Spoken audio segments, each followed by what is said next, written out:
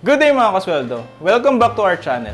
2024 na. Alam nyo ba nagtaas ng contribution ng PhilHealth at pwedeng umabot ng 2,500 ang deduction mo? Alam nyo kung paano kumpitin to? Tara, pag-usapan natin dito sa video.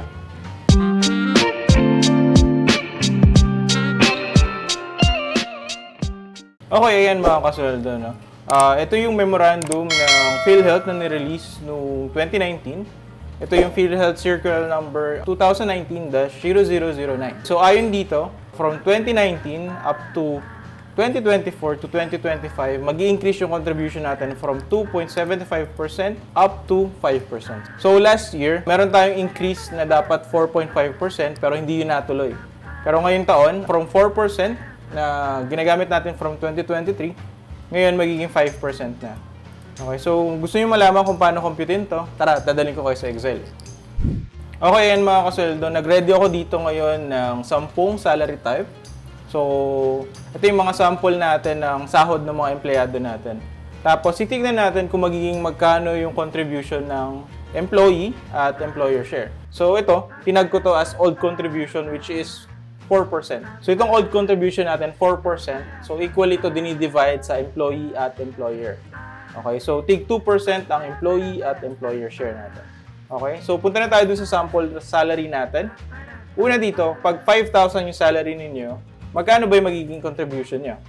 So, base kasi dun sa nirelease na table ng PhilHealth, meron tayong minimum contribution of 200. Okay? So, 200 pa din yung magiging contribution nyo, and then 200 sa employer, kaya magiging 400 yung total.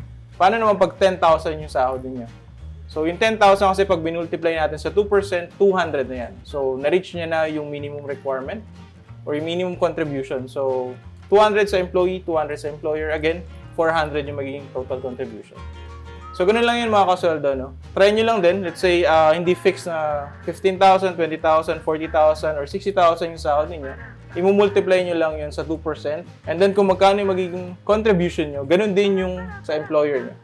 Dito sa old contribution table natin, 80,000 lang daw yung maximum na contribution. Meaning, kung 80,000, multiply natin sa 2%, ang maximum contribution lang natin is 1,600. Okay? Or 3,200 pag magkasama na yung employee at employer share. So, paano naman sa bagong contribution, mga kasweldo? So, tara, tignan natin kung magkano naman sa 5%. So, ito naman mga kasweldo, kinumpara na natin yung old contribution natin na 4% dito sa new contribution natin na 5%.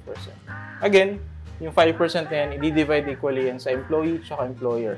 So, ngayon, from 2%, magiging 2.5% na yung employee at employer. So, paano pagka 5,000 yung salary nyo, tataas yung contribution nyo, ano? So, from dating 200, magiging 250 na. Kasi 250 or 500 yung minimum contribution natin sa PhilHealth ngayon. Pareho pag 10,000 yung salary niyo, ano? So, additional to na 50 na contribution sa inyo.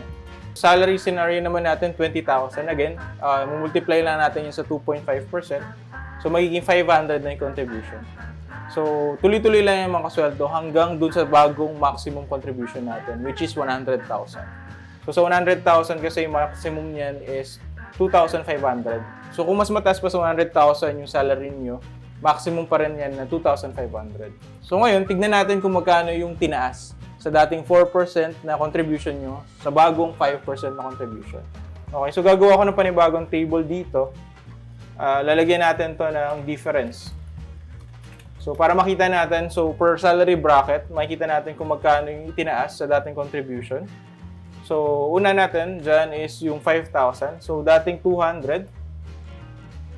So, minus natin yung bagong contribution. Ayan. So, meron tayong increase na 50 pesos. So, scroll lang natin yan para kopyahin yung formula. Ayan. So, sa 10,000, 50 pesos lang din yung madadagdag. 15,000, magiging 75 lang dagdag. 20,100, 40,200, 60, hanggang sa 100,000. So, basically, yung mga may minimum contribution, 50 pesos lang yung madadagdag sa inyo. While yung makaka-reach naman ng maximum contribution, madadagdagan kayo ng 900. So, tandaan nyo rin pala mga kasweldo, so itong contribution natin sa PhilHealth ay nakabase lamang sa basic salary. So, kung meron kayong mga overtime, holiday pay, hindi yung kasama dito. Okay? O ayan mga kasweldo, may bago na naman tayong tutunan dito sa video na to. Kung may mga katanungan kayo, huwag kayong mahiya mag-comment sa baba. Paki-like, share, and pa-subscribe na lang din dito sa channel natin. Hanggang sa muli, paalam!